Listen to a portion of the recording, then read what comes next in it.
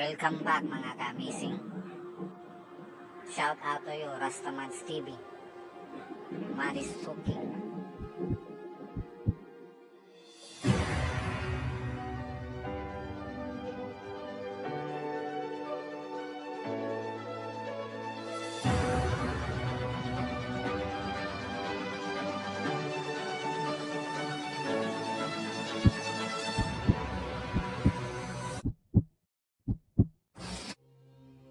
Sa panahon natin ngayon, sino nga naman ba ang mag-aakala na ang mga hayop gaya ng daga at maging mga maliliit na garapata ay maaari palang magdala ng mga sakit na kayang pumatay ng milyong-milyong katao. Sa katunayan, ang kumakalat na bagong strain ng coronavirus na nagmula sa Wuhan, China ay nanggaling din sa isang hayop. Di umano sa isang ahas, na kalaunan nga ay naipasa na rin sa tao. Ngunit alam mo ba na may ilang epidemya na lubos na puminsala sa populasyon ng mundo sa mga nakalipas na panahon? Itinuturing sila bilang mga global pandemic. At ngayong araw nga ay tutuklasin natin ang 10 sa mga pinaka-nakakamatay na epidemya sa ating kasaysayan. Kung bago ka nga lang pala sa ating channel ay huwag mo kalimutan mag-subscribe. Pindutin mo na rin yung bell para lagi kang updated sa mga susunod nating upload. Simulan na natin. Number 10. Asian Flu Pandemic of 1957. Ito ay sanhi ng isang virus na tinatawag na Influenza A subtype H2N2 o mas kilala bilang Asian Flu Virus. Gayunpaman at nakumpirma na ang epidemyang ito ay nagsimula sa China, ang eksaktong pinagmula ng sakit ay palaisipan pa rin hanggang sa ngayon. Isa sa pinakapopular na teorya na ang virus na mula sa mga wild ducks o yung mga ligaw na bibe ay nag-mutate at sumama sa pangkaraniwang strain na makikita naman sa mga tao. Sa 3 pandemic o malalang epidemya na tumama sa mundo noong 20th century, ito ang nagtala ng pinakakaunting bilang ng biktima. Tinataya na ang namatay dahil sa Asian flu pandemic ay umabot ng 1 hanggang 4 na milyong katao. Kung hindi nakapag-develop kaagad ng vaccine o bakuna ang mga sayantipiko noong taong 1957 ay baka mas mataas pa ang bilang na ito. Number 9. World War I Typhus Epidemic. Sa isang masalimuot na panahon gaya ng digmaan, kung saan palakasan ng armas ang labanan, mayroong isang bagay na walang pinipili, kakampi man o kaaway. Ito ay ang sakit. At dito nga magsisimula ang istorya natin tungkol sa typhus.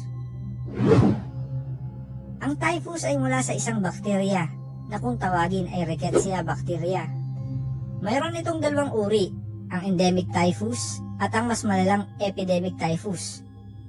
Ang endemic typhus ay naipapasa ng mga garapata galing sa mga hayop gaya ng daga at pusa. Ang biktima ng sakit na ito ay nakakaramdam ng pagkahilo, pagsusuka, pagtatae at mataas na lagnat.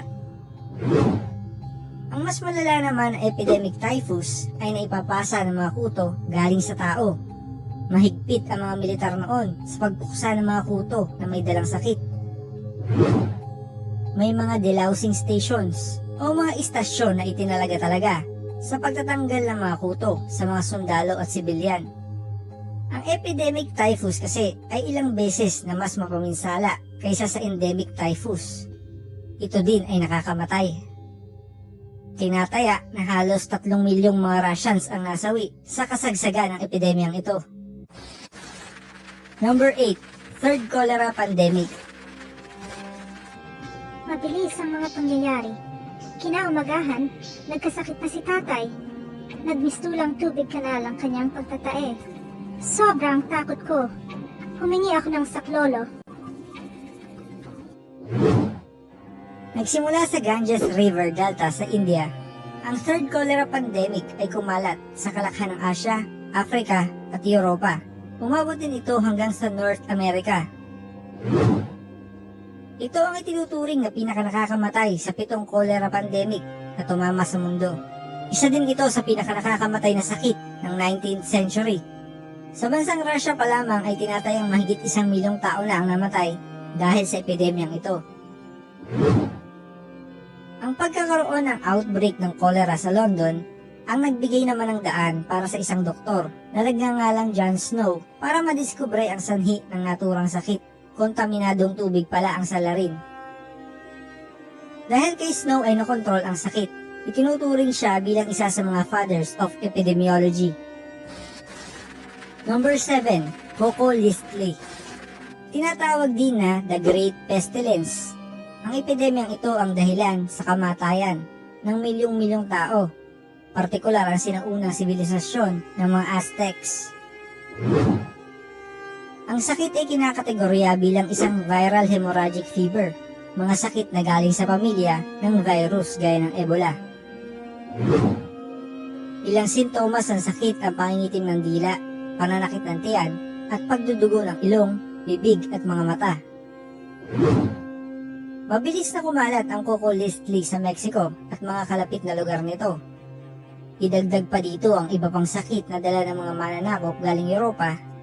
Mabilis na bumaba ang populasyon ng Central America noong panahong iyon. Wala pang isang siglo ay milyong katao na ang namatay. Pinaniniwalaan na ang epidemyang ito ang isa sa mga dahilan sa pagbagsak ng mga Aztecs. Ang Coco Listley ang itinuturing na pinakamapaminsalang epidemya na tumama sa Mexico. Number 6. Antonine Plague. Kilala din sa tawag na Plague of Galen. Ang epidemyang ito ay nadala ng mga sundalong Romano galing sa labanan sa silangan.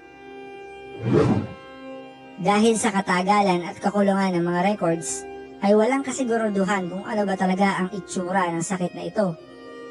Ang mga eksperto ay nagdedebate kung ito ba ay parang smallpox o baka naman kahawig ng measles o tigdas.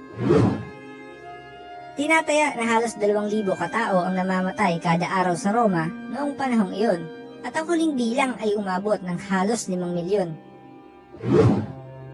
Naging kilala ang Antonine Plague dahil ito ang hinihinalang pumatay sa 2 emperador ng Roma na sina Lucius Verus at Marcus Aurelius Antoninus.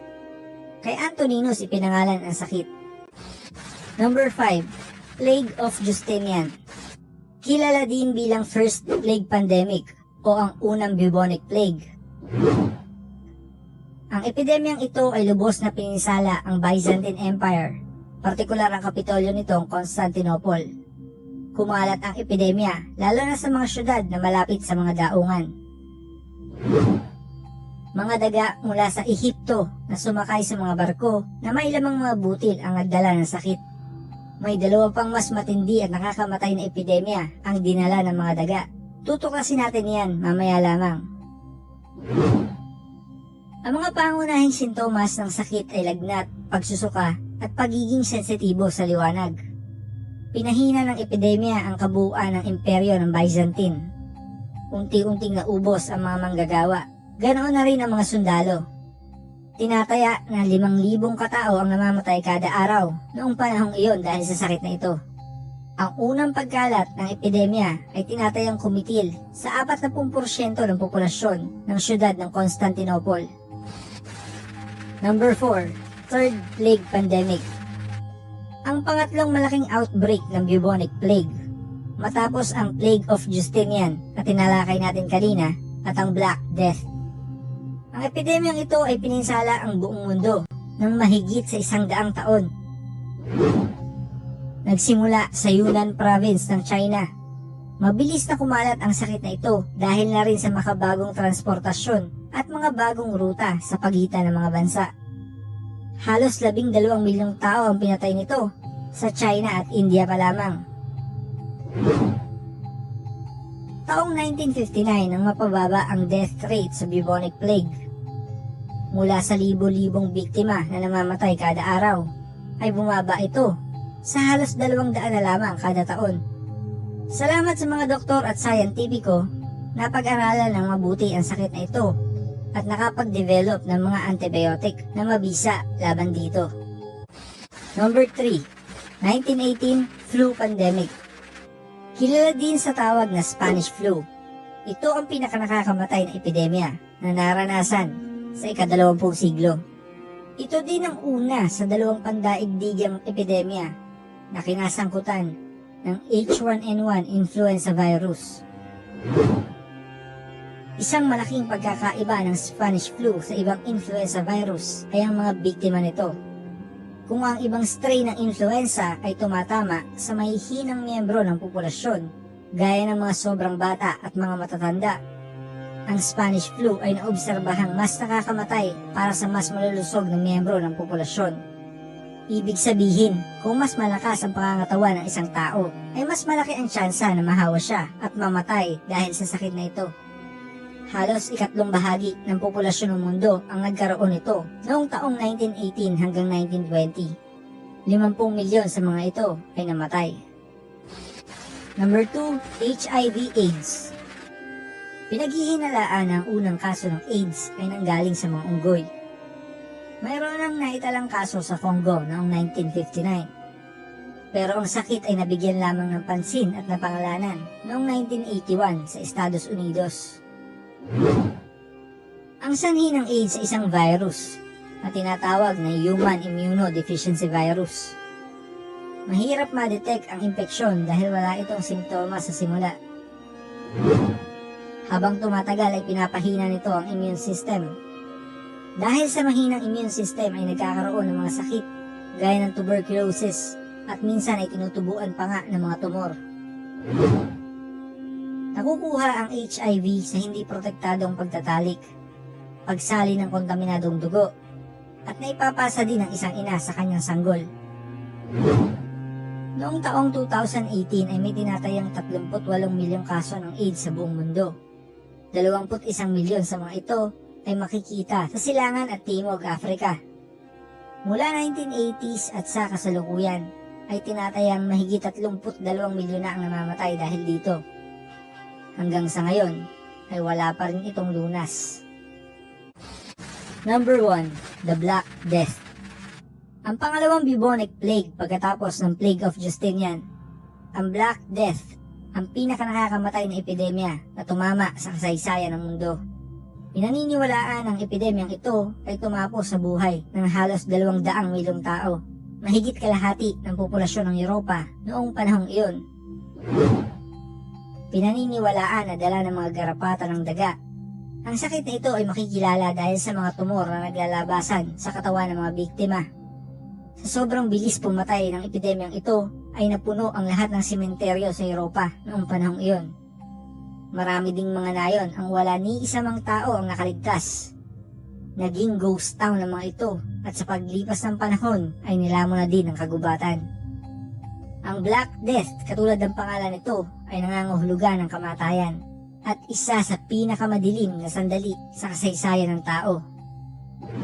Hanggang dito lang tayo mga ka-amazing. Peace, yo.